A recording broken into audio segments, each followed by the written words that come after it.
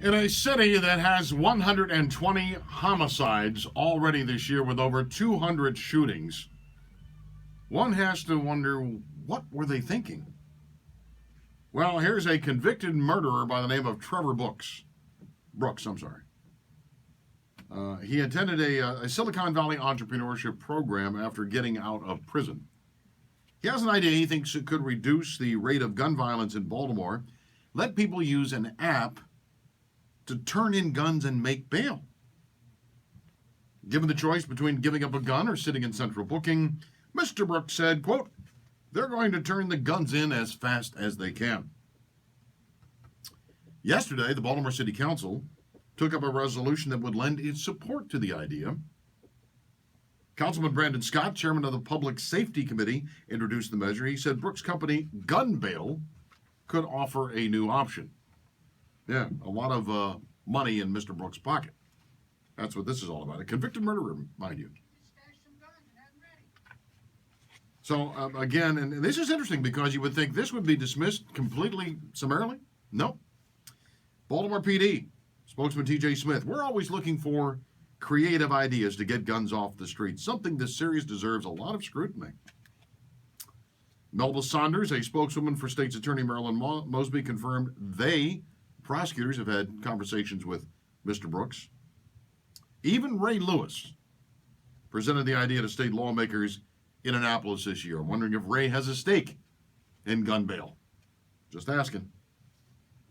So to turn in a gun, this is how it works. An eligible, non-violent jail inmate's family would use an app developed by Mr. Brooks' company to take a picture of the gun and send it to gun bail, which they would then mail a box and a gun lock. Once the gun was surrendered to authorities, the courts would agree to release the inmate on their own recognizance, and law enforcement would agree not to investigate whether the gun had been used in any other crimes. That's the first problem I have with it. You're taking away an investigative tool for the police department to solve already trouble with a clearance rate in Baltimore City.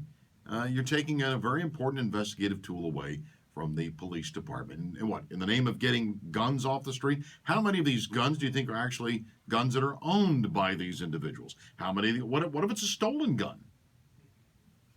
I mean, you can't prosecute them. I guess, do they get immunity? If they turn in a gun that happens to be stolen, you can't go back and prosecute the person who allegedly was in possession of the stolen gun? Or what if that gun was used in an important murder case? You can't investigate?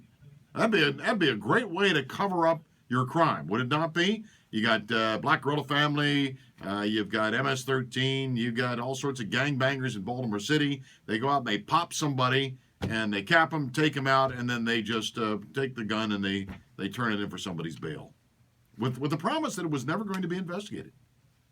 This is one of the most idiotic, insane ideas I've heard in a long time. And yet you got the Baltimore City Council giving it serious consideration, and the Baltimore Police Department. This tells me how desperate Baltimore police and the state's attorney's offices. Crime is running rampant through Baltimore City. They're out of ideas. They're completely out of any ideas that it's going to work.